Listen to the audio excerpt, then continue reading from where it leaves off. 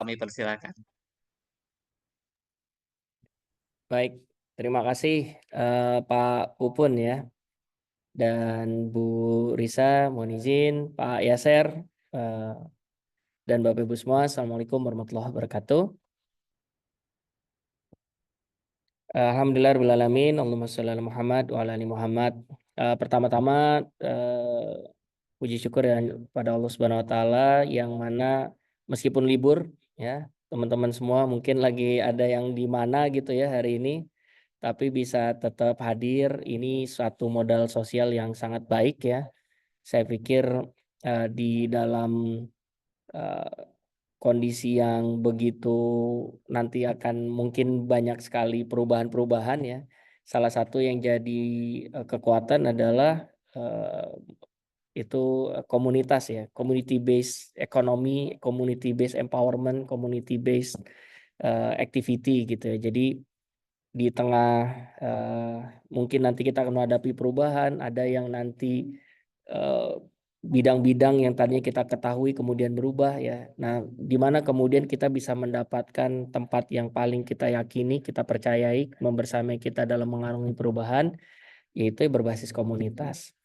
Dan alhamdulillah teman-teman semua yang para alumni Pasca ya masih solid membangun komunitas ini sebagai modal sosial dan moga-moga bisa mewujud menjadi serangkaian aktivitas besar lainnya. Salam dan salam semoga selalu terlimpah pada Nabi Muhammad SAW dan para keluarga, sahabat. Moga-moga kita semua juga kelak dikumpulkan bersama baginda Rasulullah SAW. Terima kasih teman-teman semua. Hari ini saya berkesempatan bersilaturahim ya. Mungkin baru pertama ketemu saya. Saya nggak tahu apa ada yang pernah jumpa saya di kelas. Ngajar beberapa mata kuliah saya di MES. Eh, tapi kalau belum ya berarti ini silaturahim perdana ya. Dan waktu diminta bicara tentang mendapatkan beasiswa ke luar negeri, saya sempat bilang saya juga nggak ke luar negeri ya. Saya di dalam negeri. Saya produk lokal saya mah. Ya, S1, S2, S3 semuanya di dalam negeri semua. Terus temanya diganti jadi dalam dan luar negeri. Ya elah, ini mah al-maksa ya. Tapi teman-teman semua, ini juga sejalan dengan kami ingin menguatkan kembali ya semangat menjadi SDM global yang sebenarnya itu dari sejak awal diturunkan oleh Prof. Syafi'i, oleh guru kita ketika membangun Taskia ya. Saya dapat cerita angkatan awal itu sangat kental gitu kekuatan bahasanya, bahwa pengennya SDM kita itu siap untuk masuk di pentas global gitu dengan penguatan bahasa. Jadi kami juga saat ini ingin mengembalikan ya semangat internasionalisasi itu dengan penguatan bahasa, dengan kompetensi yang mungkin dibutuhkan global gitu. Eh, oleh karena itu kita punya tagline saat ini Global Standard Islamic Values tuh di Taskia. Ya. Jadi teman-teman kalau dulu waktu Bapak Ibu semua berkuliah di Taskia, Taskia menjadi mediator utama mendapatkan mungkin ilmu gitu ya yang terstruktur. Tapi begitu teman-teman sudah menjadi alumni, maka kampus akan siap untuk menjadi mediator ya, akan siap menjadi hub, akan siap menjadi fasilitator untuk menghasilkan karya-karya yang mungkin teman-teman bisa inisiasi. Nah, termasuk misalnya berkaitan dengan bagaimana kita bisa punya kompetensi global. Di beberapa waktu yang lalu kita pernah bikin seminar offline di kampus, kita judulnya Taskia Mendunia. Ya. Jadi kita lagi pengen nih alumni-alumni Taskia itu banyak sekolah di luar. Dan untuk itu kemarin kita udah kerjasama sama Skuter. Alhamdulillah ada 3 mahasiswa S1, alumni S1 yang saat ini sedang kita beasiswakan bimbingan di Skuter. Alhamdulillah kemarin satu udah dapat LOA dari 2 kampus, satu di University Southampton ya, Syekh. Satu lagi Sydney. Ya, jadi nah ini kita pengennya lebih banyak lagi nih anak-anak Taskia yang kemudian menambah peta dunia gitu yang kemudian ada jejaring Taskia di sana. Gitu. Dan teman-teman semua, kalau memang ada hal-hal besar yang bisa kita diskusikan, kita kolaborasikan ya di luar webinar gitu ya. Karena kan webinar ini kan sebenarnya hanya pemantik ya, pemantik diskusi awal buat kemudian kita mungkin bikin activity yang lebih besar impact dan gerakannya. Nah, itu kami di kampus senang sekali kalau memang ada hal-hal yang bisa kita create bersama gitu ya. Terutama untuk mewujudkan bagaimana kemudian dakwah Taskia bisa lebih meluas. Jadi sekali lagi terima kasih atas kesempatan yang diberikan. Selamat berdiskusi. Kemudian kalau memang nanti ada ide-ide besar yang bisa kita kolaborasikan bersama, kami menyambut baik ya di jajaran kampus. Ini kebetulan saya Pak Yaser dan Bu Dina Parawarek lagi ngecamp bareng kita di sini sudah 2 hari. Biar kemudian terwujudlah Taskia yang insya Allah lebih baik. Terima kasih sekali lagi Bu Risa, mohon bimbingannya kepada teman-teman semua. Moga-moga ilmu hari ini dan diskusinya bermanfaat dan ada luaran yang bisa konkret kita wujudkan. Itu aja mungkin dari saya. Yang benar datangnya hanya dari Allah Subhanahu Wa Taala, yang salah dari saya pribadi. Teman-teman semua, Assalamualaikum warahmatullahi wabarakatuh. Waalaikumsalam warahmatullahi wabarakatuh. Terima kasih Pak Dr. Nur Hendrasto yang telah memberikan sambutannya luar biasa ya. Baik, Bapak Ibu semua, Alhamdulillah kita sekarang masuk pada agenda yang ketiga ya.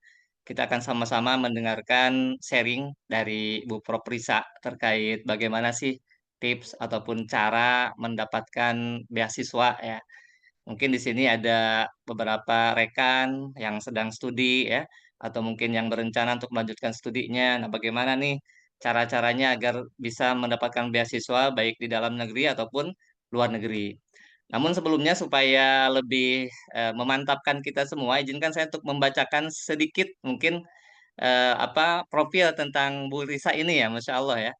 Sebetulnya kalau dibacakan secara utuh dan lengkap, CV beliau nih Masya Allah kayaknya habis waktu webinar kita ya. Ya Bu ya. Jadi mohon izin Bu Prof. Risa, saya mungkin hanya menyampaikan sekilas ya dari sekian daftar apa CV yang Masya Allah panjang sekali luar biasa ya. Nah, izinkan saya membacakan sekilas saja. Jadi Bu Prof. Risa ini namanya Bu Risa Binekawati ya, Bu Associate Profesor Risa Binekawati SE, MBA, MIPP, PhD.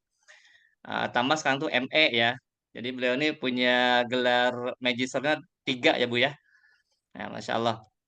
Beliau ini adalah pendiri sekaligus pemilik PT Bhinneka Belitung Lestari, sebuah usaha sosial di Pulau Belitung, Indonesia. Beliau juga seorang dosen di Sekolah Tinggi Ekonomi dan Perbankan Bank Islam Mr. Saprudin Prawira Negara dan peneliti senior di PT Presisi Indonesia. Kemudian Bu Prof. Risa ini mendapat gelar sarjana ekonomi dari Universitas Indonesia tahun 92, kemudian gelar MBA-nya dari The Australian National University tahun 98, gelar MIPP bidang kebijakan dan praktik hubungan internasional dari The George Washington University tahun 2006. Kemudian pada Desember 2015 beliau meraih gelar PhD ya, doktor di bidang manajemen dari The Australian National University. Disertasinya diterbitkan sebagai buku oleh penerbit Routledge di Inggris ya.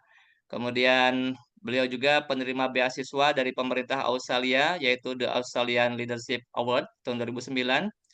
Kemudian juga The Alison Sudrajat Award 2009 dan The Indonesia Australia Merdeka Fellowship 98. Menerima juga dari Merriman Fellowship 2005 dari The George Washington University Amerika Serikat. Nah, kemudian Bu Risa ini sangat peduli akan upaya pembangunan berkelanjutan di Indonesia dan negara berkembang lainnya, di mana beliau memiliki pengalaman lebih dari 30 tahun sebagai praktisi, ya, Masya Allah, dan akademisi di bidang manajemen dan telah bekerja di berbagai perusahaan seperti PT Ericsson Indonesia, ya, PT Unilever Indonesia, Bank Danamon, kemudian di beberapa perguruan tinggi seperti Universitas Agung Podomoro, Sekolah Tinggi Manajemen (IPMI). Nah, beliau juga telah bekerja di berbagai organisasi nirlaba seperti WALHI, YLKI, Masyarakat Telematika Indonesia, Asosiasi Produsen Serat Sintetis Indonesia. Beliau juga pernah berkecimpung dalam kemitraan untuk perbaikan tata kelola pemerintahan Indonesia, Kedutaan Amerika, Yayasan Asoka Indonesia, dan juga Academy for Education Development di Washington DC, Amerika Serikat. Masya Allah ya, jadi inilah profil pemateri kita ya Bu Risa, Masya Allah. Baik, itu hanya sebagian kecil ya Bapak Ibu semua yang bisa kami sampaikan. Baik, Ibu, apa kabarnya Ibu hari malam ini? Alhamdulillah baik-baik aja. Senang bisa ketemu sama teman-teman semua. Alhamdulillah. Oh ya, ngomong-ngomong pernah itu waktu itu saya pernah ini Bu, sebimbingan juga sama Ibu. Jadi Oh waktu ya, Ibu, ya betul. sama Waktu Pak itu, Ascarya. ya betul itu ya. Waktu itu Ibu bimbingan tesis, padahal Ibu sudah doktor itu ya, tapi apa ngambil lagi S2 di Tazkiyah ya. Ya, ini ada pertanyaan juga nih di chat nih. Kenapa udah doktor masih ngambil Tazkiyah? Ya, ini ya saya jawab aja sekarang mumpung ditanya juga. Ya, Hmm. sebenarnya saya tuh tertarik juga sama ekonomi syariah. Cuman kan kalau baca-baca buku sendiri gitu kapan ngertinya gitu kan. Nah, Ah, jadi pas itu kan pas lagi COVID juga gitu dan kuliahnya juga online.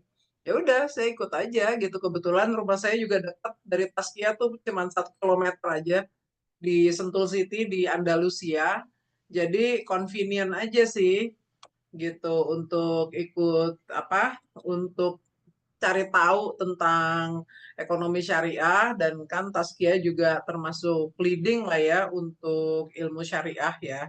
Jadi ya udah aku ikut gitu untuk sebenarnya for the sake of curiosity. Lagi pula kan memang pada ya kan saya sekarang umurnya udah 58 ya. Jadi saya tuh tujuannya juga ngambil ekonomi syariah di Taskia itu untuk ngaji juga gitu kan. Aku juga mesti belajar ngaji lagi, mesti ngelancarin lagi. Jadi ketemu sama teman-teman di Taskia jadi ada semangat lagi gitu untuk khatam Al-Quran misalnya setiap 3 bulan sekali lah gitu, atau ngelancarin ngaji lagi gitu. Jadi lebih kepada perjalanannya sih sekarang udah lebih cari meninggal husnul khotimah kali. udah udah Masya Allah. ngumpulin udah ngumpulin tabungan buat di akhirat gitu. Jadi aku ya untuk making sure aja apakah yang saya lakukan selama ini tuh udah sesuai dengan hukum perspektif Islam apa enggak gitu. Jadi uh, gitu sih, lebih kepada curiosity sih. Jadi kalau untuk jadi ahli ekonomi syariah saya rasa teman-teman di Taskia jauh lebih inilah. Orang aku ngaji juga masih masih banyak harus belajar dan sebagainya, tapi untuk fundamentalnya apa namanya, untuk fundamental apa belajarnya itu saya jadi punya pegangan untuk oh ya aku tertarik apa gitu. Aku rasa saya tertarik pada makosid syariah ya karena itu lebih implementable lah, nggak di awang-awang gitu. Agama tuh kalau dari secara ekonomi tuh gimana sih dalam kehidupan sehari-hari gitu. Jadi begitu sih. Jadi bukan karena aku pengen ngaji aja sih. Ngaji Ya. tapi yang bisa apply gitu. Baik, Ibu, Masya Allah ya. Jadi, alhamdulillah Mhm. Bapak Ibu sekalian, kita sudah mendapatkan sekilas terkait profil beliau dan juga motivasi beliau kuliah di Magister Ekonomi Syariah Tazkiyah ya. Baik, malam hari ini Bu Prof. Risa akan berbagi pengalaman kepada kita semua terkait bagaimana sih tipsnya ya, caranya agar mudah mendapatkan beasiswa ya dalam studi kita. Baik, pada Bu Prof. Risa, kesempatan kami persilahkan. Oke, terima kasih atas kesempatannya. Saya share screen ya. Fadol, Bu. Oke, udah ya, udah kelihatan ya. Ya, jelas, Bu. Oke, baik. Assalamualaikum warahmatullahi wabarakatuh. Bismillahirrahmanirrahim. Senang sekali, seperti saya katakan tadi, untuk bisa bertemu dengan teman-teman semua. Ini kebetulan waktu kemarin saya baru aja ngambil ijazah tuh, baru aja 2 minggu yang lalu. Terus ditanya Mbak Yanti bisa sharing apa? Oh ya, aku bilang kalau kebetulan mungkin karena saya juga bertindak sebagai joint selection team untuk penerima beasiswa Australia Award sudah 2 tahun terakhir ini, dan juga sering diminta bicara terakhir di BINUS untuk sharing gimana sih caranya untuk mendapatkan Australia Awards gitu. Jadi saya bilang ya mungkin aku bisa share tentang pengalamanku di sini.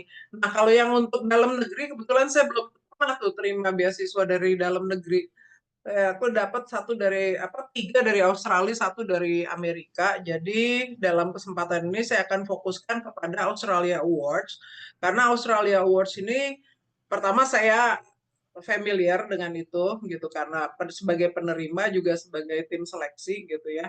Nah, yang kedua memang saya rasa Australia Awards itu termasuk yang sangat prestigious, dan juga dari segi apa ya, dari segi pengelolaannya, dari segi kompensasi yang diberikan kepada scholars itu sangat baik ya kondisinya. Jadi setelah pulang pun kita masih dilibatkan dalam berbagai kegiatan. Jadi pemerintah Australia sangat peduli sama investasinya terhadap human capital di Indonesia, dan ya sangat berharap bahwa penerima Australia Awards ini bisa memberi kontribusi kembali kepada negara kita gitu.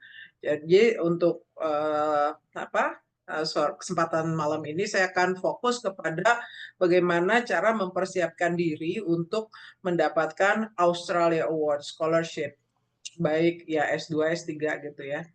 Nah, jadi sebenarnya kalau sebelum kita mendaftar kepada suatu beasiswa apa aja ya, kita kan nanya kenapa sih kita ngambil beasiswa gitu ya, atau mencari beasiswa.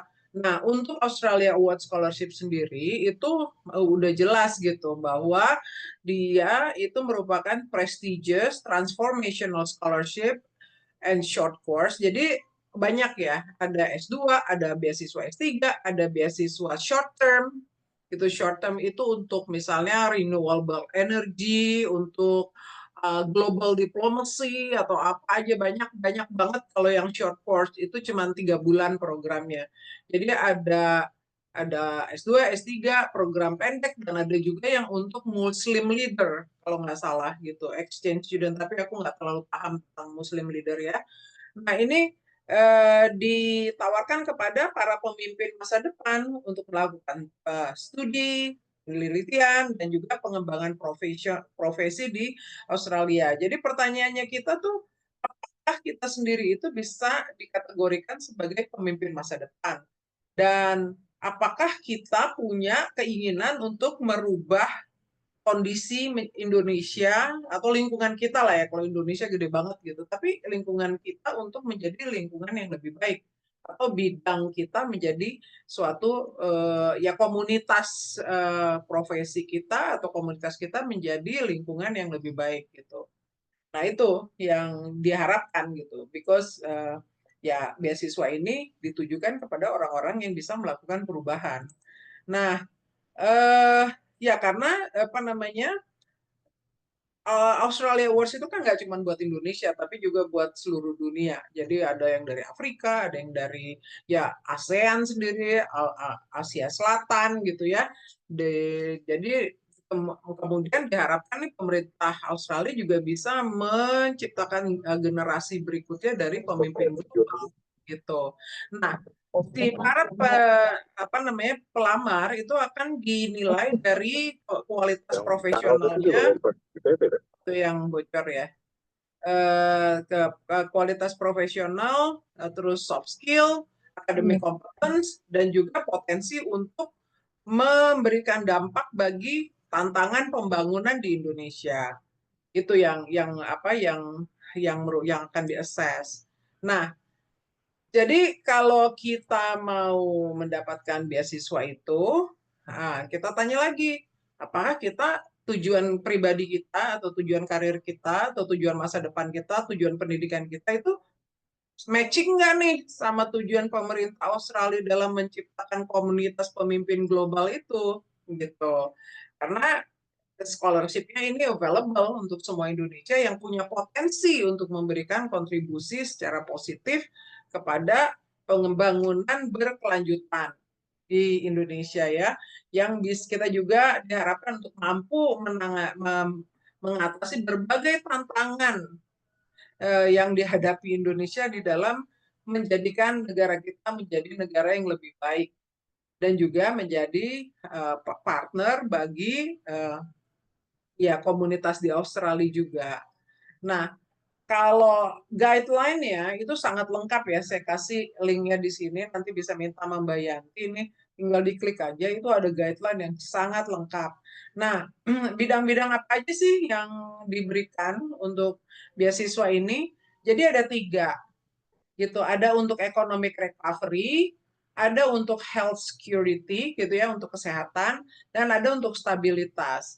Di dalam economic recovery ini ada trade gitu ya, ada perdagangan, ada small and medium enterprise, ada economics, infrastructure planning, transport, water and sanitation, mining, livestock management, animal husbandry, agriculture, aquaculture, forestry, national resource management, climate change, dan rural growth. Itu yang di dalam bidang economic recovery. Kemudian di bidang kesehatan itu ada development studies, international studies, communicable disease prevention, health management, health services, maternal and child health, public health, education and training, education management, human resources development. Nah, sedangkan untuk stabilitas itu ada hukum ya, law, legal and judicial system, sistem hukum political science and government, public administration, public expenditure management, public sector reform, environmental law, anti-corruption, decentralization, monitoring and evaluation, transnational crime prevention, conflict resolution, women and gender studies, disability services, disaster prevention and management, sama cyber security. Nah, kalau misalnya kita bilang, aku minatnya di creative design nih, gitu. Nggak ada tuh di situ, gitu. Nah, yang kalian perlukan itu adalah mencari case, gitu. Bahwa, oke, aku creative design. Tapi, kemudian saya bisa membuat, menciptakan desain atau ya suatu desain kreatif untuk mengkomunikasikan misalnya health management gitu, atau juga untuk mengkomunikasikan anti corruption gitu. Nah, itu bisa, jadi bisa pokoknya bidangnya bisa disesuaikan sama kemampuan kita, cuman bikin ceritanya itu harus di dalam frame priority academic studies ini gitu ya. Nah, kemudian kalian juga harus lihat gitu, karena kan ini kompetitif banget ya beasiswanya. Jadi yang diterima tuh sekitar 5% dari applicants. Jadi setahun rata-rata ada sekitar 5.000-an pelamar. Nanti yang dapat beasiswa tuh sekitar 250-an. Itu jadi sekitar 35-an PhD, 200 something masters ya. Jadi kalian harus lihat yang pertama priority fields of studies yang tadi aku ceritain ini ya. Kemudian GPA gitu. Kalau saya nggak salah minimum 3, tapi dicek lagi ya. Kemudian English language proficiency. Nah, ini dicek IELTS-nya atau bisa TOEFL, bisa IELTS. Nah, IELTS-nya setahu saya sih minimum 6 ya. Kalau untuk master, terus kalau untuk PhD itu 7 gitu. Itu terus kemudian level of education. Of course, kalau mau ngelamar master ya harus sudah S1, kalau mau ngelamar PhD ya udah S2 gitu.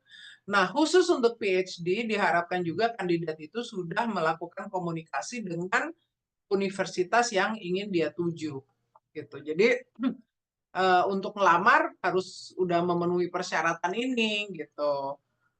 Nah, apa sih general requirements-nya secara detail bisa diklik di sini, di link yang saya kasih. Lalu kalau jawabannya semuanya iya gitu ya, teman-teman merasa bahwa kalian udah eligible di dalam kualifikasi dasar ini, kalian bisa melakukan lamaran, ngelamar. Nah, jadi pertama kalian harus familiar dengan Australia Award Scholarship website gitu. Karena di situ kalian bisa mendapatkan banyak sekali informasi juga pengalaman-pengalaman dari para penerima beasiswa yang lain gitu. Very comprehensive website. Habis itu kalian juga ngedownload dan mengerti the Australia Award Policy Handbook gitu, karena di situ dijelaskan tuh dari A sampai Z gitu ya, bagaimana kriterianya, bagaimana penilaiannya gitu, sangat transparan di situ. Nah, juga requirements-nya tadi ya, yang apa, bagaimana untuk master bagaimana, PhD bagaimana. Nah, habis itu menyiapkan dokumen-dokumennya gitu. Nah, dokumen-dokumen itu kan kayak ijazah harus ditranslate misalnya, transkrip harus ditranslate, surat lahir harus untuk tahap awal aku rasa ijazah aja yang mesti ditranslate ya, belum sampai surat lahir atau apa gitu. Ya, tapi kan diperlukan KTP lah, apalah gitu. Nah, itu kalian harus udah siapkan. Nah, yang paling penting itu adalah yang nomor 5 gitu. Ini karena kalian harus mempersiapkan essay berdasarkan struktur yang sudah ditentukan di formulir pendaftaran gitu. Nanti saya jelaskan apa aja yang akan ditanyakan. Dan yang terakhir, kalian harus melakukan checking, rechecking, editing, dan proofreading. Karena ini benar-benar zero mistake ya, apa namanya, minimum banget deh. Karena ini kan sangat kompetitif ya. Jadi kesalahan sedikit aja yang kalian lakukan udah maksudnya udah kalah lah sama orang lain yang lebih bagus gitu ininya, persiapannya. Jadi harus dilakukan secara thorough dan profesional sebelum kalian submit aplikasinya. Nah, ini kan bagaimana kemudian mempersiapkan strong scholarship application dan mempersiapkan ya interview. Jadi nanti interviewnya juga berdasarkan dari essay yang kalian bikin. Seperti yang tadi kita lihat apa namanya yang di-assess itu adalah professional quality, kualitas profesional, soft skill kayak communication, leadership dan sebagainya. Kemudian academic competence ya dari GPA, dari awards yang kalian terima dan sebagainya, dan juga dari impact untuk menangani tantangan pembangunan di Indonesia. Nah, jadi kalian harus memenuhi kualitas tersebut dalam kemudian untuk apa namanya, karena juga space-nya terbatas gitu, nanti jawabannya itu juga nggak bisa panjang lebar sesuka-suka kita, ya kalian harus melakukan ya prinsipal 5C lah ya dalam communication, harus jelas, harus kohesif gitu. Kohesif tuh antara paragraf pembuka, isi, conclusion itu harus integrated gitu. Kemudian harus complete information-nya, harus singkat dan juga konkret, maksudnya dengan contoh-contoh yang jelas gitu. Nah, seperti apa sih selection-nya? Ini ada 5, jadi orang tuh akan mendapatkan nilai tertinggi itu ada yang namanya adalah outstanding. Jadi biasanya yang mendapatkan scholarship itu adalah orang-orang dalam kategori very good atau outstanding gitu. Outstanding artinya apa? Dia tuh apa namanya, studi program yang dia pilih itu udah sangat sesuai atau sangat match gitu ya dengan profesinya, dengan passion dia, dengan karir development-nya, dan juga dengan tantangan yang dihadapi di Indonesia gitu. Nah, dia punya strong economic capacity, punya strong leadership capability, kemudian dia sangat inspiratif, dan juga bisa terlihat dengan jelas bahwa dengan ada mendapatkan scholarship ini dia akan menjadi pemimpin masa depan Indonesia. Gitu. Nah, orang-orang yang bisa meyakinkan panel reviewer dalam hal tersebut gitu ya dari lebih dia akan mendapatkan 90 ke atas nilainya gitu. Nah, ini sudah pasti dapat ya. Jadi maksudnya itu yang paling tinggi. Kemudian di bawahnya ada very good. Very good itu nilainya 80 sampai 89. Nah, ini high quality application. Jadi studi program yang dipilih juga sesuai sama career aspiration-nya, kemudian juga punya leadership capacity yang sesuai dengan kebutuhan Indonesia, dia bisa menunjukkan bagaimana tindakan-tindakan atau aksi-aksi yang dia akan lakukan sepulangnya dari Australia gitu, sehingga dia bisa melakukan significant impact di dalam bidang kegiatannya. Nah, di bawahnya very good itu ada good. Good itu nilainya 70 sampai 79. Nah, kita lihat di sini relevan dia, pilihannya relevan, studi programnya, kemudian oke, kita lihat dia punya potensi untuk menjadi pemimpin di masa depan gitu, dan dia akan selesai program studinya dan akan membuat perubahan walaupun masih misalnya di tingkat lokal atau baru di tingkat lingkungannya dia sendiri gitu. Nanti akan saya jelaskan apa bedanya ya. Saya kasih contohnya nanti. Nah, di bawahnya itu ada satisfactory gitu, nilainya 60 sampai 69. Nah, dia bisa memilih program pendidikan yang relevan, kemudian dia punya initial leadership karakteristik, jadi potensi untuk jadi pemimpin walaupun baru di tahap awal gitu, dan kelihatannya dia akan bisa memberi kontribusi kepada masyarakat. Nah, yang terakhir adalah di bawah 60. Nah, kalau ini nih yang aplikasinya ada error atau salah dan juga kadang-kadang dia milihnya juga sembarangan atau nggak terlalu sesuai antara program studi dengan penjelasannya dengan karir aspirationnya. Jadi kita lihat wah ini sangat limited nih potensialnya untuk diberi beasiswa gitu. Karena perlu diingat bahwa beasiswa ini kan adalah investasi ya pemerintah Australia untuk pemimpin masa depan di Indonesia. Nah, jadi kalau kita lihat di sini, kan nilainya tuh dari limited sampai outstanding kan. Biasanya kalau misalnya anak-anak yang misalnya baru tamat S1, terus wah, misalnya dia udah, aku banyak nih baru tamat S1, misalnya pengalaman kerja 1 tahun gitu ya, dia udah punya kegiatan misalnya di BEM, atau dia punya kegiatan abdimas sama dosennya, atau apa. Nah, dia mau ngelamar nih. Biasanya pada tahapan itu dia akan sebagus-bagusnya dia bisanya masuknya ke satisfactory atau maksimum itu good gitu. Karena dia masih lack of professional capacity gitu. Dan juga kepemimpinan dia masih harus dites lagi walaupun dia punya potensi gitu. Nah, kemudian kalau dia udah lebih matang lagi, dia bisa meningkat ke tahap yang very good, dari good ke very good. Jadi misalnya dia ditolak nih, jadi ada yang udah ngelamar 6 kali, 7 kali baru dapet gitu.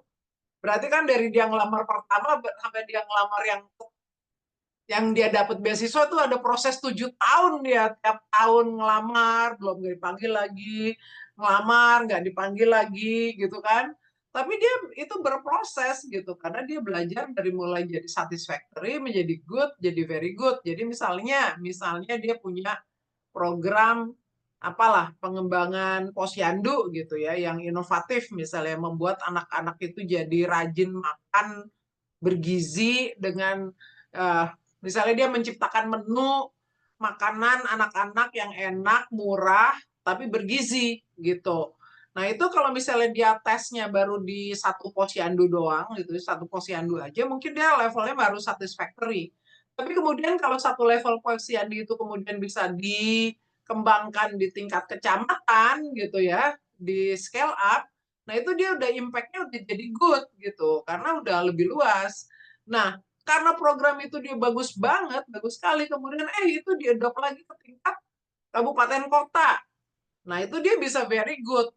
Nah, karena dia emang hebat banget gitu ya, menunya itu sangat inovatif dan sangat membantu, terlihat bahwa emang bayi-bayi balita jadi lebih sehat, ibu-ibu juga lebih lebih bahagia gitu. Akhirnya diadopsi di tingkat nasional. Nah, dia jadi outstanding deh karena udah ada proven track record bahwa dia mempunyai inovasi produk yang bisa diadopsi ke tingkat nasional gitu. Jadi dia punya impact yang sangat luas di bidang health gitu, di bidang kesehatan gitu ya. Itu contoh aja. Nah, yang perlu kalian perhatikan lagi ini supporting statement. Ini kurang lebih gampang ini ya, kelihatan kayak gini ya. Nah, ini nih yang penting banget nih, pertanyaan-pertanyaan ini yang kalian harus jawab ya. Dan ini dibatasi hanya 2000 karakter aja jawabannya gitu. Jadi harus dijawab, dan ini ya of course kalian harus siapin nggak langsung ke formulir ini, harus disiapin di tempat lain gitu ya. Ya jadi yang pertama adalah kenapa kamu memilih program studi tersebut dan di universitas itu gitu. Why did you choose your proposed course and institution?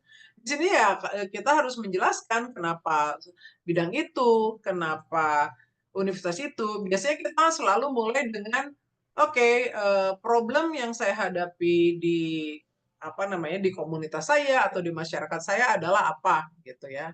Atau di bidang pekerjaan saya adalah apa, kemudian kemampuan saya seperti apa, kemudian saya lihat bahwa universitas ini memiliki program studi yang bisa membantu saya untuk menyelesaikan permasalahan yang ada di masyarakat saya. Biasanya seperti itu jawabannya. Jadi dimulai dengan masalah yang kalian hadapi dulu gitu. Nah, yang kedua, what impact do you believe this study will have on your career and life and community? Nah ini, jadi ilmu yang didapatkan dari nomor 1 itu akan membantu kita memecahkan masalah yang kita hadapi.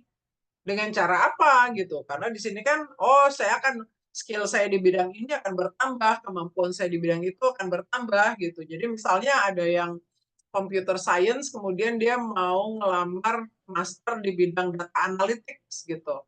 Ya dia bilang di Indonesia itu problem utama adalah dalam analisis kemampuan orang untuk menganalisa data gitu. Kalau untuk mendapatkan data, menghimpun data itu banyak orang bisa, tapi yang bisa menggunakan data itu untuk keperluan berbagai macam keperluan itu masih kurang misalnya. Di dalam keinginan saya ke depan, saya ingin menjadi ahli di bidang ini, ya tugas saya sekarang adalah apa, ya kayak gitulah.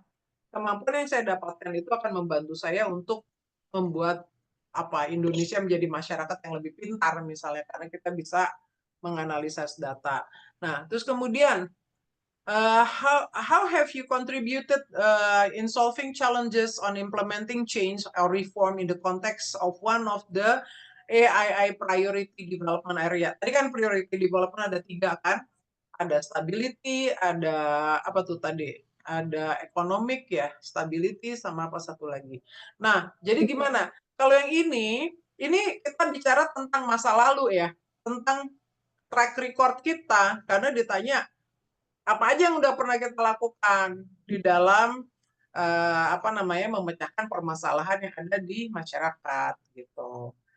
Nah, terus yang terakhir Yang terakhir, please provide 3 practical and realistic examples on how you intend to use your knowledge, skills, and connections you will gain from your scholarship on your return to Indonesia.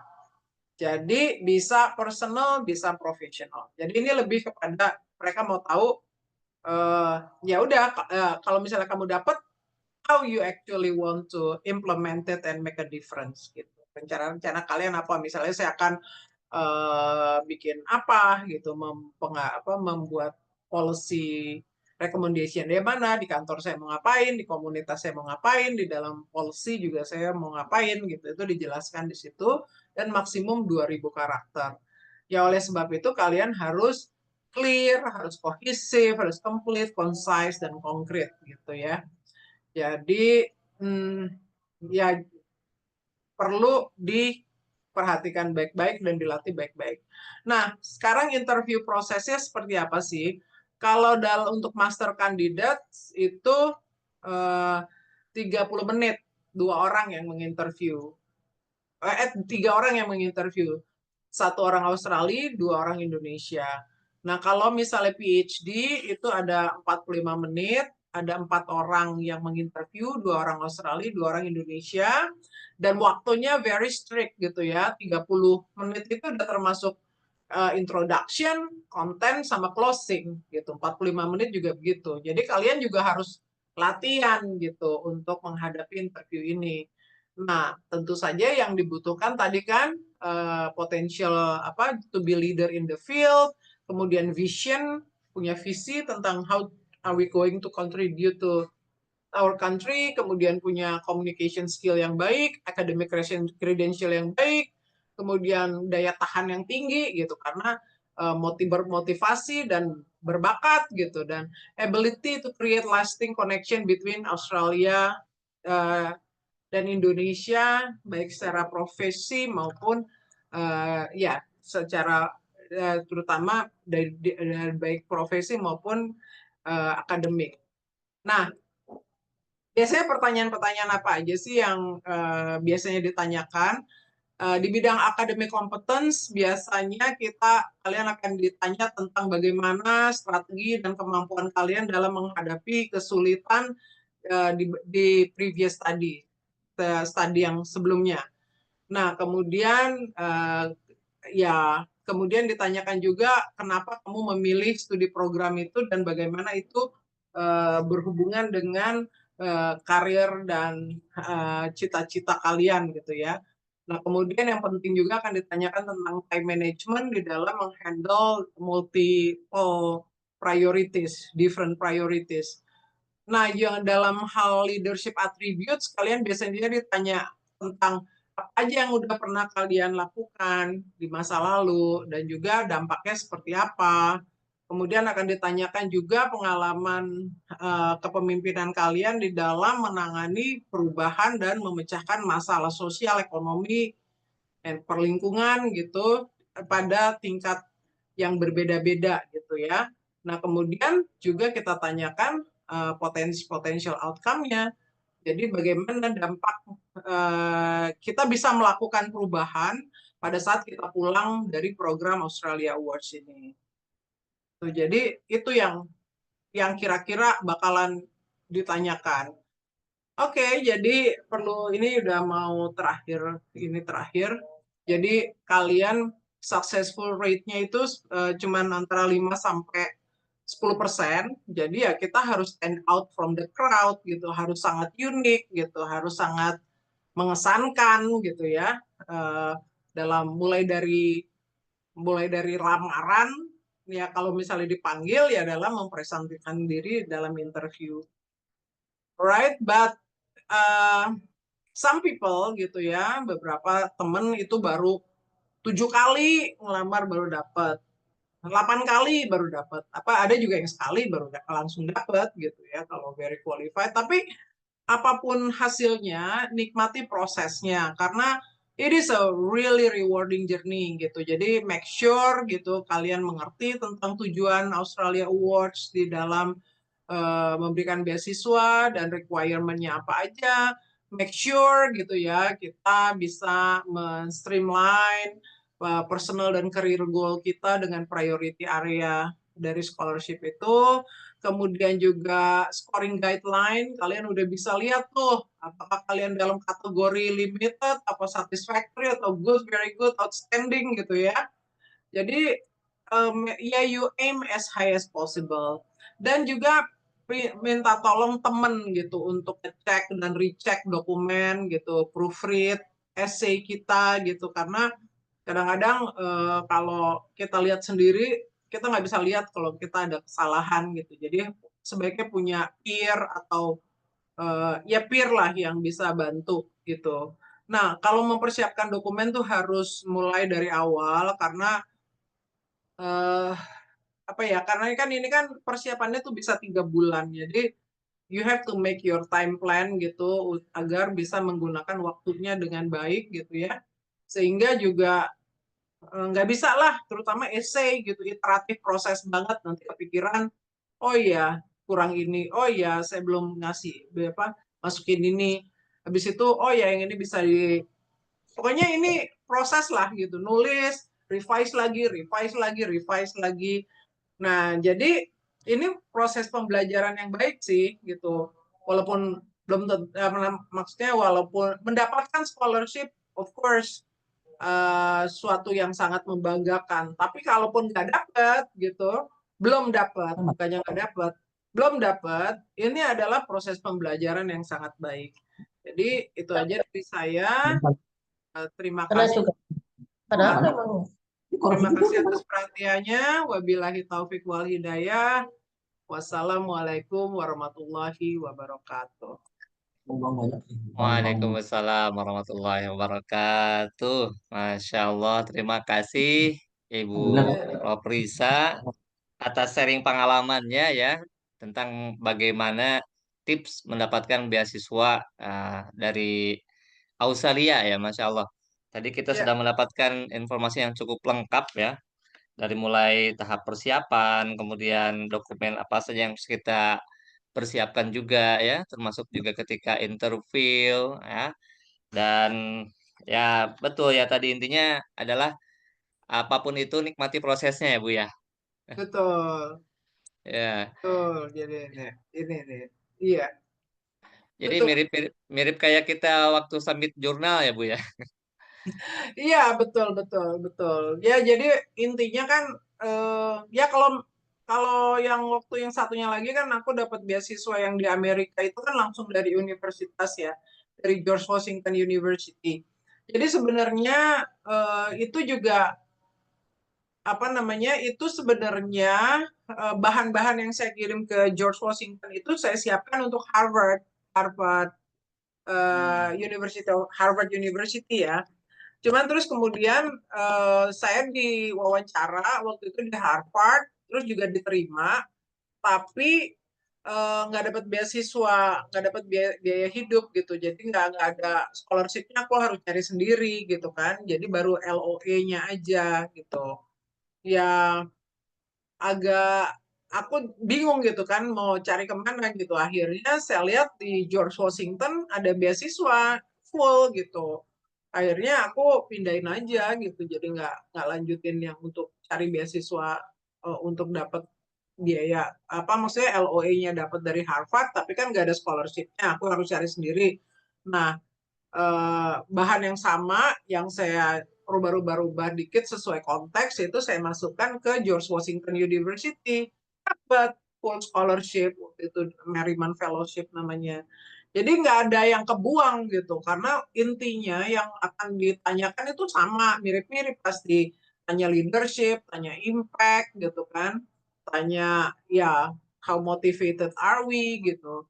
Nah, sekarang walaupun aku apa sebanyak kalau sekarang saya banyak kan kerja udah untuk giving back ya, untuk tabungan di akhirat yang saya bilang tadi. Jadi saya sekarang jadi pembina koperasi kopi Kerinci gitu ya, koperasi Alam Kerinci yang itu pelopor dari apa kopi traceability gitu yang pakai yang bisa ya di trace dia apa dia mensuplai kopi ke seluruh dunia gitu tapi itu rata-rata yang membuat mereka unggul itu adalah karena kopi yang sampai ke konsumen itu bisa di-trace sampai siapa petaninya, kapan ditanam, kopi jenis apa, kayak gitu bisa coffee traceability-nya bisa di ini. Jadi aku nulis artikel juga tuh sama teman-teman di Kopi Kerinci gitu kan.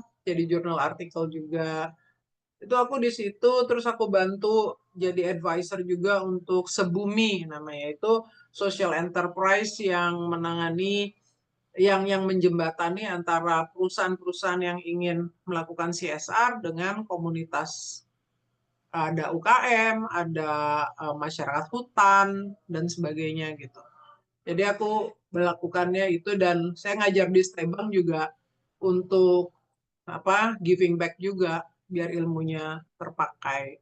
Gitu Masya sih Allah. Baik, kegiatan. Ibu. Jadi kalau sekarang lebih kepada bagaimana memupuk amal jariah gitu ya, Bu ya. Ya, Baik, insya Allah, insya Allah. baik. Terima kasih jazakumullah khairan Ibu Risa yang sudah menyampaikan sharingnya. Ini sudah masuk beberapa pertanyaan, Bu. Oke. Ya, yang pertama dari Pak Majid Wildanun ya. Hmm. Bismillahirrahmanirrahim. Assalamualaikum Prof. Risa. Apa diperbolehkan saya apply beasiswa sekaligus master dan PhD di satu kampus? Saat Hmm. ini saya sedang susun tesis di Mes Tazkiyah. Ya, Masya Allah. Bagaimana Bu? Boleh tidak katanya?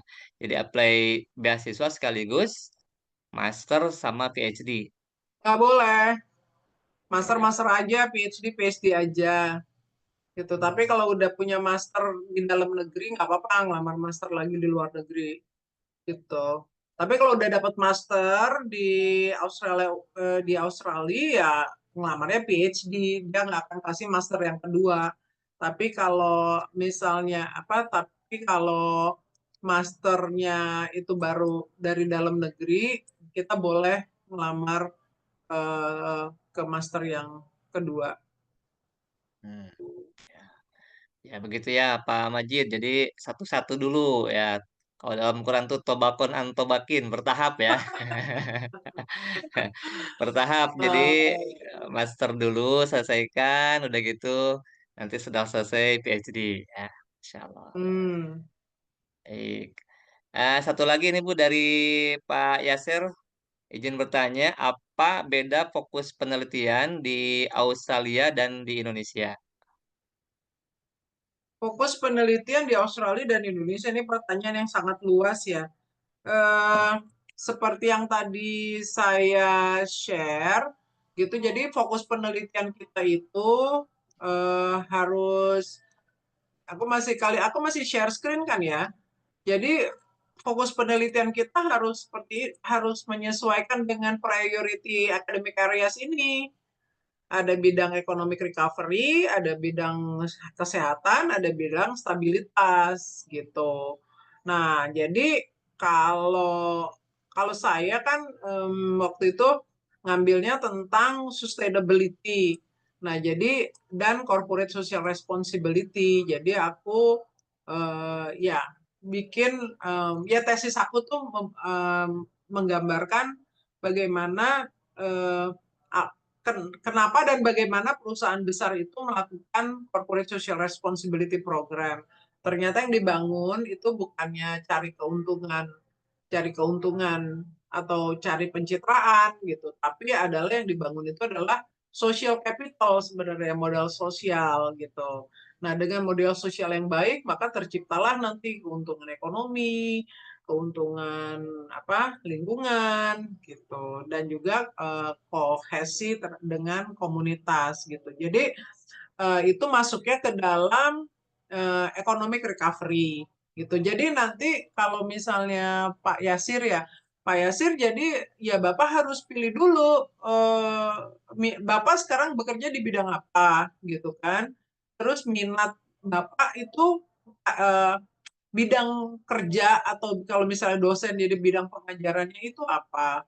Itu nah, kemudian fokus penelitiannya atau fokus area atau fokus program yang dicari kalau S2 kan belum bikin tesis ya. Atau bisa juga sih S2 MPhil tuh bisa Master by Research juga bisa. Nah, itu disesuaikan Pak gitu. Uh, Nah, yang sesuai dengan tentunya your own career goals dan jadi harus ada integrasi antara masalah yang dihadapi oleh Indonesia dengan bidang studi kita. Nah, itu di bidang apa? Tiga bidang itu. Ini Bapak cari sendiri gitu yang sesuai. gitu. Hmm. Oh, jadi intinya ke tiga bidang ini ya Bu, economic recovery, health security, sama stability ya. Mm-mm. Nah, ya itu mungkin Pak Yaser untuk jawabannya. Sebelum ada yang ingin bertanya langsung, boleh silakan raise hand. Itu apa tuh, ada yang Desia tuh apa? Apa minimal pendidikan S1 bisa? Nah, Lalu ya. ada batasan usia nggak? Gitu. Eh, kalau S1 bisa, minimum S1 untuk ngelamar S2 kan. Rata-rata kalau batasan usia aku nggak inget ya, tapi kayaknya sampai umur 35 S2 masih bisa deh, sampai umur 40 S3 masih bisa. 40 apa 45. Coba dicek di guideline-nya deh, ada batasan umurnya berapa. I don't remember exactly batasan umurnya berapa gitu. Tapi waktu saya ngambil PhD itu saya umurnya udah 40. Oh ya, 45 masih bisa kayaknya. Itu tahun 2010, saya lahir 66. Iya, saya 44 tahun tuh waktu S3. Tapi waktu S2 saya 32. Kayaknya 45 masih bisa. Kalau S1 35 masih, S2 S35 masih bisa. Oh, ini ada lagi nih dari Arinaldi. Oh Ya, dari iya, Anda. apakah cukup biaya tunjangan untuk hidup anak dan istri? Waduh, yang ditanggung tuh tentu aja cuman penerima beasiswanya. Tapi Hmm. banyak kemudahan yang diberikan untuk keluarga. Jadi kayak anak saya kan ikut waktu saya ngambil S3, anak saya SMA kan. Itu kan SMA-nya gratis di Australia. Itu jadi juga banyak Hmm. kayak banyak kemudahan lah untuk keluarga gitu. Nah, kalau misalnya yang berat itu memang kalau bawa keluarga itu rumah ya. Karena beda banget kalau untuk satu orang, untuk single itu tuh berlebih-lebih lah, cukup, sangat cukup gitu. Tapi begitu kita bawa anak atau bawa keluarga itu minimum kan kita perlu two bedroom ya, rumah dua kamar gitu. It can be very expensive. Nah, saya menyikapinya waktu itu dengan nyewa rumah 4 kamar, terus yang 2 saya sewain, saya jadi ibu kos gitu. Jadi aku lumayan itu jadi bisa hemat gitu. Jadi gitulah. Jadi mesti pinter-pinter untuk menyikapinya gitu. Terus spouse-nya juga di sana bisa kerja kok, ada izin kerja juga. Gitu. Jadi kalau misalnya biasanya kalau suaminya yang dapat beasiswa, istrinya bantu kerja. Terus kalau istrinya yang dapat beasiswa, suaminya ikut, suaminya kerja. Gitu. Hmm. Jadi banyak peluang ya Bu ya untuk Hmm. menutup kebutuhan tuh banyak ya. Iya, banyak, banyak. Hmm. Heeh. Baik. Kalau Nah, ininya Bu, sebelum dilanjut, kalau misalkan si mahasiswanya itu melebihi dari target waktu yang ditetapkan, itu ada pengembalian atau bagaimana? Atau ada sanksi atau bagaimana? iya, jadi itu kayaknya ada minimum IP juga harus 3 deh di sana. Gitu. Dan Hmm. jadi ketat banget sih pengawasannya. Kan di sana kan ada, kita harus lapor kan. Setiap semester kita harus lapor. Udah lulus, apa namanya, ya sangat dipush untuk bisa tepat waktu sih. Gitu. Karena untuk perpanjangan kayaknya nggak, ya udah 4 tahun tuh udah generous banget. Aku kan 4 tahun. Kalau Hmm. lewat dari itu bayar sendiri deh, ada resiko seperti itu. Nggak akan dikasih apa tambahan-tambahan tuh enggak gitu. Jadi kita harus benar-benar inilah disiplin gitu. Tapi sebenarnya kalau saya senengnya sekolah di luar negeri itu karena tuh dosen-dosennya tuh kan kayak temen ya. Beda lah sama di Indonesia. Aku terus terang belum pernah penelitian di Indonesia sih, tapi kayak orang kayak saya gini yang seneng diskusi, seneng ngedebat gitu. Itu aku cocok dengan environment Australia atau Amerika gitu. Karena di sana kan dosen bukan tahu segala gitu loh. Jadi dosen tuh memfasilitasi, ya of course dia tahu ya bidang ilmunya dan sangat profesional dan sangat tanggung jawab. Nah, tapi juga dia kalau misalnya kita challenge juga dia akan, oh nggak, apa ya, ya jadi berkembang gitu.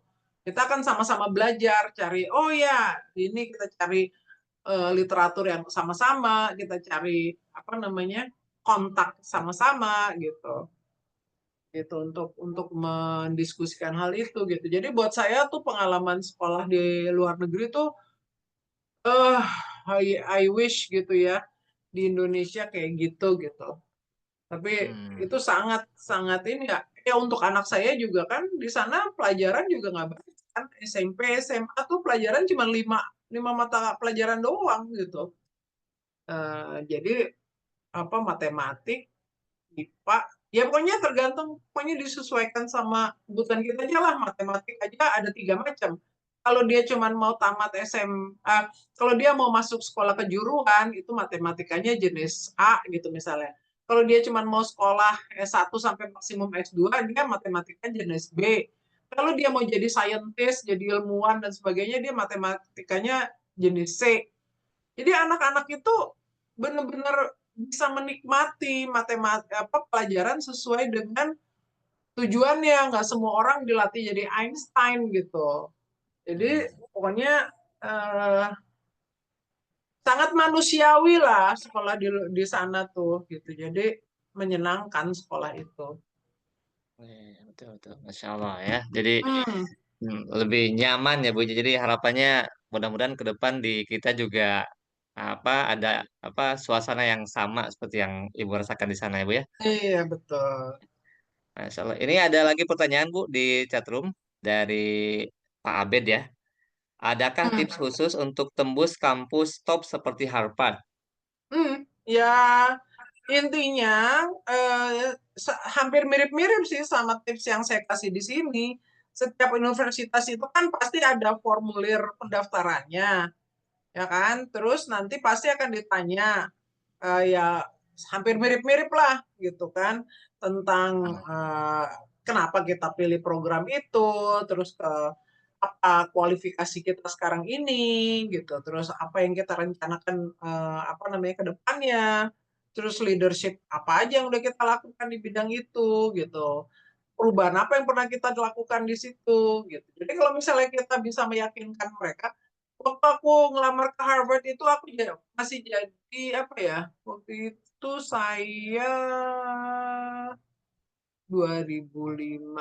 Oh, saya waktu itu jadi apa, head corporate affairs-nya Unilever waktu itu gitu. Jadi dan saya menangani corporate governance kan, banyak corporate governance, terus juga corporate social responsibility, kayak gitu-gitu. Jadi kita harus bikin case aja. Jadi intinya tuh pasti universitas nggak atau beasiswa itu nggak akan memberikan beasiswa pada orang yang egosentris, yang cuman buat kita doang gitu ya. Nanti saya punya karir yang lebih baik, ntar kalau saya pulang ntar pangkat saya lebih bagus, ya jelas aja gitu. Itu sih buat personal kita gitu ya, tapi kemudian apa dampaknya buat masyarakat yang lebih luas, apa dampaknya bagi ilmu pengetahuan gitu, apa dampaknya ya bagi ilmu kita itu bisa dipakai untuk masyarakat yang membutuhkan. Nah, kayak gitu itu yang akan membuat lamaran kita menjadi menarik gitu.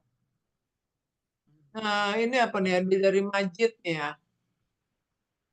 Saat mendapatkan beasiswa, apakah boleh menjadi bekerja sebagai asisten dosen atau part-time di luar? Boleh gitu. Kalau di Australia itu kita dikasih maksimum 20 jam seminggu, tapi nggak boleh lebih dari itu untuk kerja. Ya kalau saya dulu waktu itu ngajar bahasa Indonesia untuk departemen orang-orang di departemen luar negeri Australia gitu, banyak kayak gitu-gitulah. Hmm. Hmm. Baik, jadi untuk tadi ya tips lolos ke Harvard ataupun perguruan tinggi luar negeri itu intinya mungkin sebagaimana prinsip Rasulullah itu ya Bu ya. Khairun Hmm. nas anfa'uhum linnas begitu. Jadi Hmm. memberikan dampak ataupun manfaat yang sebesar-besarnya untuk umat begitu ya, bukan untuk dirinya sendiri begitu ya Bu. Betul banget gitu. Betul Hmm. Nabi Muhammad banget dah. Masya Allah. Ya, baik Bapak Ibu, ada lagi silakan pertanyaan untuk Bu Prof Risa, mumpung masih standby nih, Insya Hmm, Allah. Atau yang mau bertanya langsung silakan. silakan.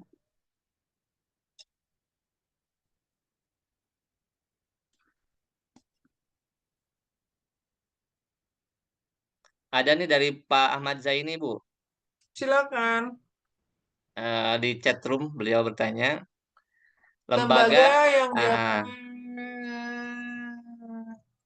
Oh, yang diakui untuk IELTS, TOEFL, seperti British Council IELTS bisa atau harus ke lembaga tertentu yang direkomendasikan?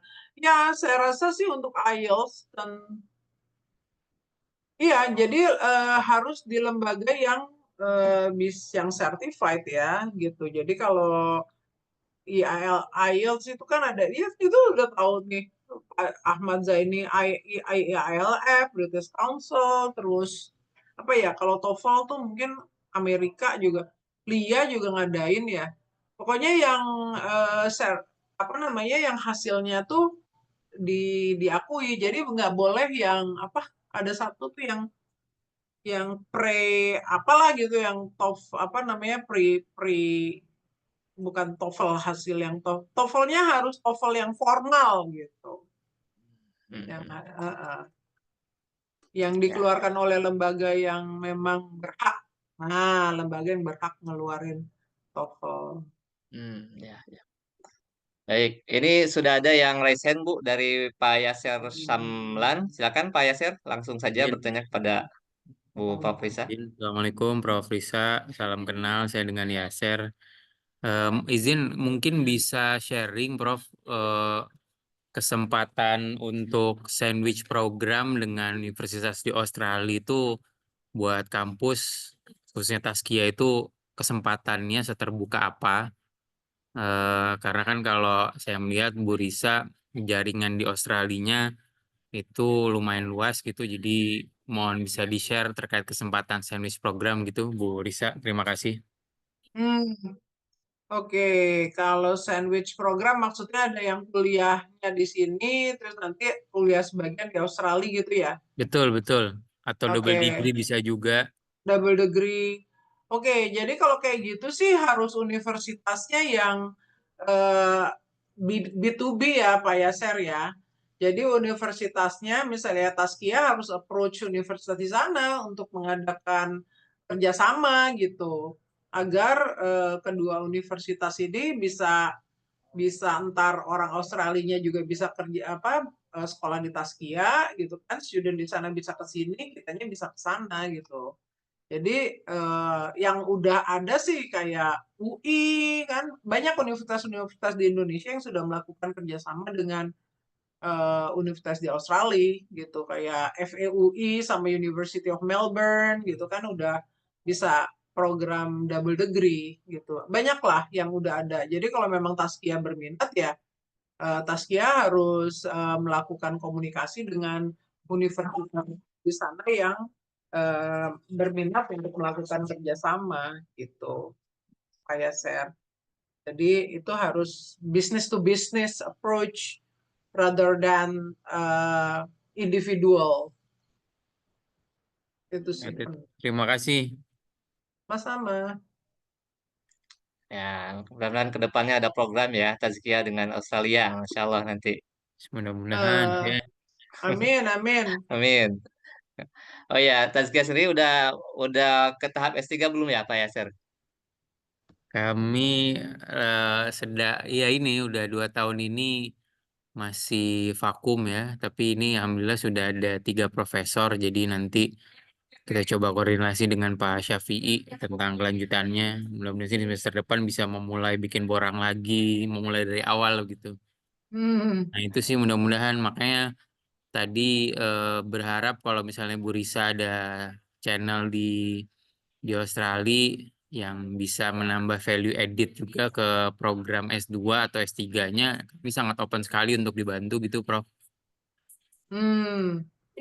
Iya, jadi eh, aku sih sebenarnya belum, terus terang aku belum punya pengetahuan cukup ya untuk menjembatani antara Taskia dengan whichever universitas yang kalian mau. Jadi Taskia kan yang ngerti core competence-nya, ya kan, yang ngerti eh, yang ngerti siapa yang bidang apa yang mau di apa sandwich kan kayak gitu-gitu, Pak Yaser. Jadi nanti apa namanya?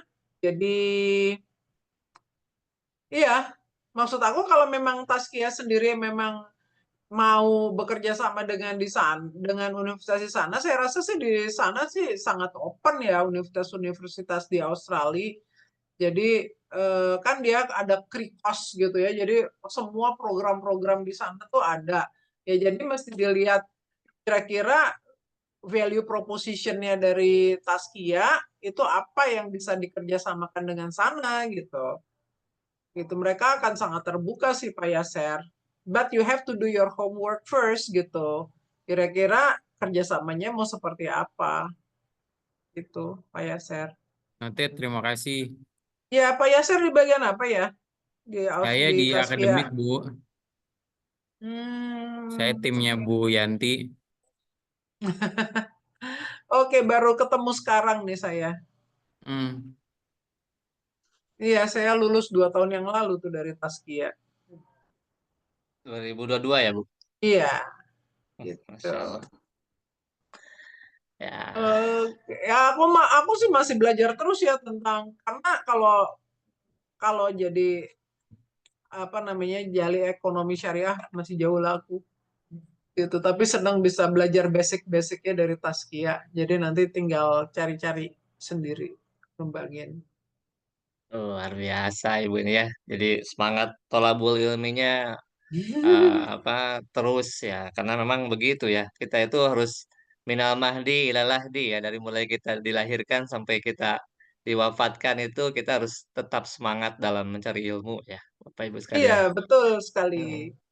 Insya Allah ya Bapak Ibu mangga masih ada waktu kurang lebih 4 menit lagi bagi yang ingin bertanya langsung pada Prof Risa silakan masih ada silakan.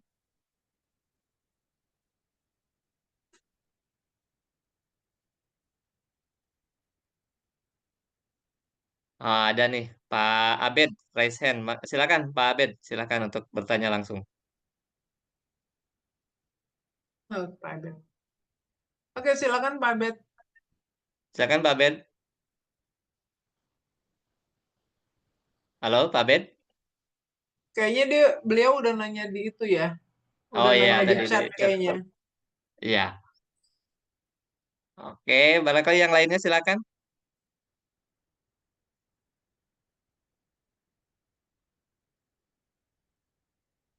Ya, sepertinya sudah Udah pada terwakili ngantuk ya. kayaknya. Iya, sudah terwakili, Bu, Insya Allah. Dengan tadi ya diskusi kita. Jadi intinya Bapak Ibu di malam ini kita sudah mendapatkan informasi yang cukup komprehensif dari Prof. Risa ya terkait bagaimana proses mendapatkan beasiswa dari luar negeri wabil khusus dari Australia. Tinggal nanti apa yang sudah disampaikan Bu Prof. Risa kita implementasikan saja dan setiap proses yang kita lalui tadi ya tipsnya nikmati saja ya ibaratnya kita lagi submit ke suatu jurnal gitu ya, ke Scopus atau ke Sinta mungkin seperti itu, kita kadang di reject atau bagaimana begitu. Tapi ya jangan jangan sampai berhenti ya. Oh ya ini masih ada Bu di chat room kayaknya nih. Hmm? Satu lagi dari Pelangi ya. Itu udah Kayaknya di dijawab ya. sama Pak Yasser. Oke. Oh ke Pak Yaser. Oke oke baik baik ya. Ya intinya kita nikmati ya Bapak Ibu semua setiap proses yang kita lakukan. Mudah-mudahan ya ini juga malam Jumat ya Bu ya. Amin, Malam amin. Jumat tuh berkah Barkah. Insya Allah betul. Dan juga kita sedang bermajelis ilmu. Kalau majelis ilmu itu kata para ulama gitu ya, itu ada para malaikat ya meskipun kita online nih. Insya Allah Amin. Ya amin. Rabbal Alamin. Jadi insya Allah yang punya hajat, yang ingin lanjut studi, ingin dapat beasiswa ya, wasilah kita hadir di majelis ilmu malam hari ini dengan Bu Prof Risa, insya Allah hajatnya terkabul semua ya. Insya Allah, amin. Ya rabbal Amin, alamin. amin ya rabbal alamin. Baik. eh Bapak Ibu sekalian, Bu Prof Risa, Masya Allah terima kasih. Jazakumullah khairal jaza atas sharing ilmunya, sharing informasinya. Semoga menjadi amal jariah untuk Ibu ya. Amin. Dan kita juga berdoa semoga Ibu senantiasa diberikan kesehatan agar terus dapat berbagi ilmu pengetahuan dengan kita semua. Baik, sebelum ditutup barangkali ada closing statement dari Ibu Prof untuk kita semua. Kami persilakan. Waduh. Oke, baik. Ya, intinya jangan berhenti belajar gitu ya, karena kalau ilmu tuh kan makin dikasih makin banyak gitu. Jadi ya, kenapa saya juga ngajar? Ya karena dengan ngajar saya belajar gitu. Jadi terus ya tetaplah belajar gitu. Eh, karena ya kayak bahasa Inggris aja gitu. Walaupun saya udah menggunakan bahasa Inggris puluhan tahun gitu ya, IELTS-nya juga udah tinggi banget gitu. Tapi tetap aja ada yang saya pelajari terus gitu dengan menulis gitu kan. Ya kayak makanya makin kita belajar dengan kita belajar ya waktu saya PhD tuh, saya baru tahu arti kalimat semakin kita tahu semakin the more we know that we don't know gitu ya. Semakin kita tahu bahwa kita tidak tahu gitu loh. Jadi makin tahu gitu, makin kita respect sama orang. Makanya eh nggak bisa sombong lah gitu, karena tuh di atas langit masih ada langit, masih ada langit, dan nggak aja, karena kan ya kemuliaan tuh milik Allah ya, kesempurnaan tuh milik Allah. Jadi ya tugas kita adalah terus aja belajar gitu ya, itu karena semakin kita tahu bahwa kita tidak tahu, jadi makin kita nggak bisa sombong karena kita tahu banyak yang kita nggak tahu gitu sih intinya. Itu aja sih dari saya, pengalaman pribadi. Masya Allah, Ibu terima kasih sekali lagi jazakumullah khairal jaza ya. Closing statementnya keren sekali. Makin tahu makin tidak tahu ya Bu. Iya, makin kita tahu ya tahu. Ya, makin belajar, makin menyadari bahwa kita ini ternyata hanyalah seorang hamba gitu ya. Hanyalah seorang hamba Uh, yang harus mengakui kesempurnaan si pemilik hamba yaitu Allah Subhanahu wa uh, taala, yang dengan ilmu ini insya Allah menjadikan derajat kehambaan kita semakin mulia di sisi Allah Subhanahu wa taala ya. Amin ya rabbal alamin. Baik, Bapak Ibu, alhamdulillah untuk talk show dan juga sharing telah kita laksanakan. Sekali lagi kami haturkan jazakumullah khairan pada Ibu Prof Risa atas ilmunya dan juga kepada Bapak Ibu semua atas partisipasinya. Baik, sebelum kita akhiri, kita ada sesi ramah tamah dulu, ada sesi foto ya, Teh Yanti. Sesi foto dulu kayaknya Bu. Insya Allah kita Oke. sama siapa Teh Yanti atau gimana? Baik, sebentar. Ya, baik kita ada sesi foto terlebih dahulu. Ada admin barangkali bisa bantu Teh Yanti. Kan screen-nya ditutup dulu, Syekh. Oh iya, Biar baik. Bu Prof, mohon izin barangkali bisa di stop screen dulu, di stop dulu untuk share-nya. Apanya? Oh, Ya, I'm so sorry. ya, Oke, oke, ya, oke, oke, oke. baik. Tafadhol untuk admin boleh untuk mengabadikan. Oke, ntar ya, saya bantu sebentar. Bentar. Oke, satu,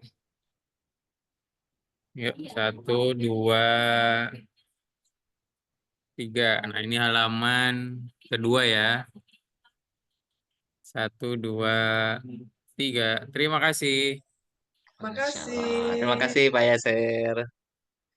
Baik Bapak Ibu sekalian yang dirahmati Allah Subhanahu wa taala, alhamdulillah rangkaian acara dari awal sampai dengan akhir sudah kita lalui.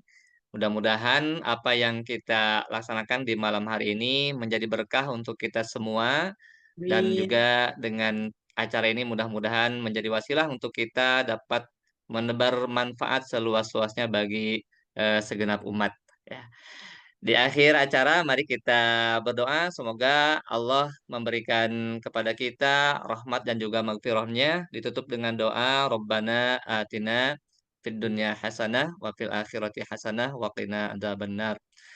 Demikian yang bisa kami sampaikan. Saya Pupun Saifur Rahman yang bertugas pada malam hari ini mengucapkan terima kasih atas partisipasinya dan mohon maaf apabila ada kesalahan dan kekurangan. Mari kita akhiri dan tutup acara talkshow kita pada malam hari ini dengan doa kafaratul majlis. Alhamdulillahirabbil alamin. Subhanakallahumma wa bihamdika asyhadu an la ilaha illa anta astaghfiruka wa atubu ilaik. Wa'alaikum minkum. Wassalamualaikum warahmatullahi wabarakatuh. Salam, terima kasih Waalaikumsalam Bapak warahmatullahi Pupun, Amin. Terima wabarakatuh. kasih Bapak semuanya Bu Profesor Riyadi. Nofisa. Assalamualaikum. Waalaikumsalam warahmatullahi. Oke, izin Li. Terima kasih Bu. Sama-sama. Terima kasih Rani, Bu.